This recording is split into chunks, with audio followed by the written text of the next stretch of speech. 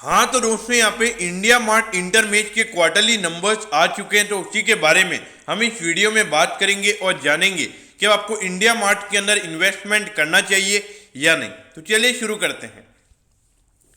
तो देखिए, सबसे पहले अगर हम यहाँ पे क्वार्टरली नंबर्स की अगर हम बात करें तो पिछले क्वार्टर के कंपैरिजन में यहाँ पे 1% का रेवेन्यू कंपनी का बढ़ा है और जो टोटल रेवेन्यू यहाँ पे निकल कर आया है वो है 181 करोड़ का। तो क्वार्टरली बेसिस पे यहाँ पे रेवेन्यू एकदम कांस्टेंट है, लेकिन जो प्रॉफिटेबिलिटी है वो यहाँ पे 58% बढ़कर 87 करोड़ का यहाँ पे कंपनी का टोटल नेट प्रॉफिट निकल कर आया है। तो देखिए, यहाँ पे जो प्रॉफिट बढ़ा है उसका रीजन क्या है, क्योंकि अगर रेवेन्यू कंपनी का कांस्टेंट है तो देखिए पिछली बार जो कंपनी का एक वन टाइम एक्सपेंस हुआ था उसकी वजह से कंपनी की प्रॉफिटेबिलिटी कम हुई थी और उसमें मार्केट ने बहुत नेगेटिव वे में भी बिहेव किया था और अराउंड अगर देखा जाए तो उसके बाद स्टॉक 10 से 15% गिरा भी था।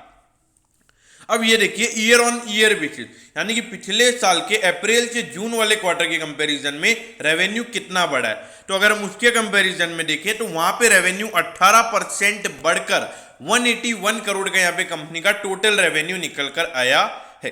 अब अगर प्रॉफिटेबिलिटी देखें तो वो भी यहाँ पे 17% बढ़कर 87 करोड़ का यहाँ पे कंपनी का टोटल नेट प्रॉफिट इस क्वार्टर में निकल कर आया है। तो देखिए यहाँ पर अगर आप देखोगे जो ग्रोथ यहाँ पे इंडिया मार्ट इंटरमेश हमको ईयर ऑन ईयर बेसिस पे दिखाता हुआ नजर आ रहा है वो है 20% से कम, और जो प्रीमियम वैल्यूएशन यहाँ पे मार्केट ने इसे दिया है, यानी कि अगर आप ये देखिए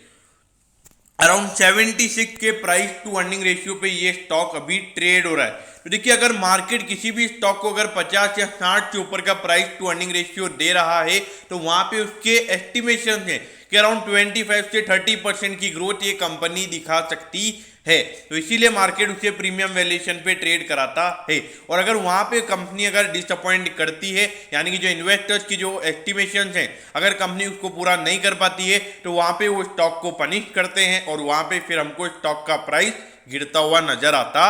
है।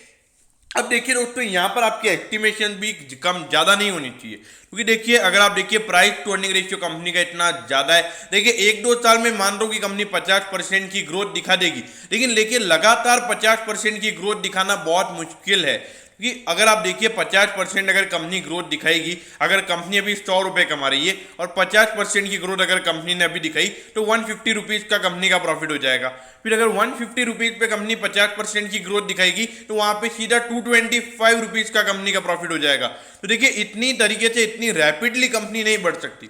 हो सकता है अभी कंपनी के पास अपॉर्चुनिटीज बहुत ज्यादा अवेलेबल हो, आने वाले टाइम पे वो अपॉर्चुनिटीज कम हो जाती है, उनको ग्रैब करना आना चाहिए। अब ये देखिए 21,391 करोड़ का इस कंपनी का मार्केट कैप है। देखा जाए तो वैल्यूएशन थोड़ा काफी एक्सपेंसिव नजर आता है, प्राइस टू बुक रेशियो भी यहाँ पे 15.9 टाइम्स है, तो वैल्यूएशन के इश्यूज यहाँ पे हमें नजर आते हैं।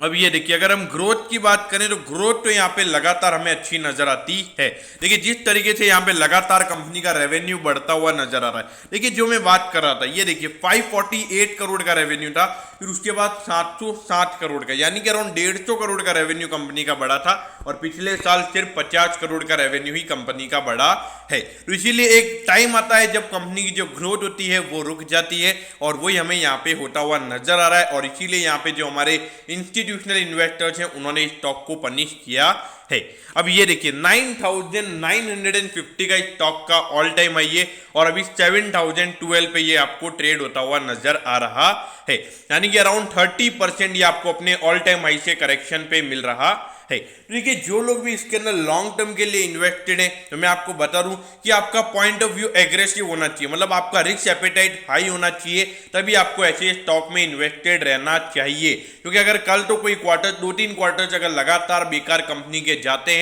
तो वहां पे बहुत ज्यादा इंस्टीट्यूशनल इन्वेस्टर्स हैं, वहां पे सेलिंग आएगा और वहां पे एज एन इन्वेस्टर आप वो चीजें नहीं सहन कर पाओगे। कंजर्वेटिव इन्वेस्टर और मॉडरेट काइंड ऑफ इन्वेस्टर को डेफिनेटली स्टॉक में इन्वेस्ट नहीं करना चाहिए। अब बात करते हैं शॉर्ट टर्म व्यू की, तो देखिए शॉर्ट टर्म व्यू मेरे ख्याल से पॉजिटिव मुझे नजर आता है, क्योंकि पिछले रिजल्ट के बाद अगर हम देखें तो कब से यहाँ पे कंसोलिडेशन हमें यहाँ पे देखने को मिला है और रिजल्ट भी अगर देखें तो काफी अच्छे हमें नजर आते हैं। तो अगर मार्केट अगर पॉजिटिव वे में लेता तो शॉर्ट टर्म में कम से कम 8,000 के लेवल से स्टॉक आपको दिखा सकता है।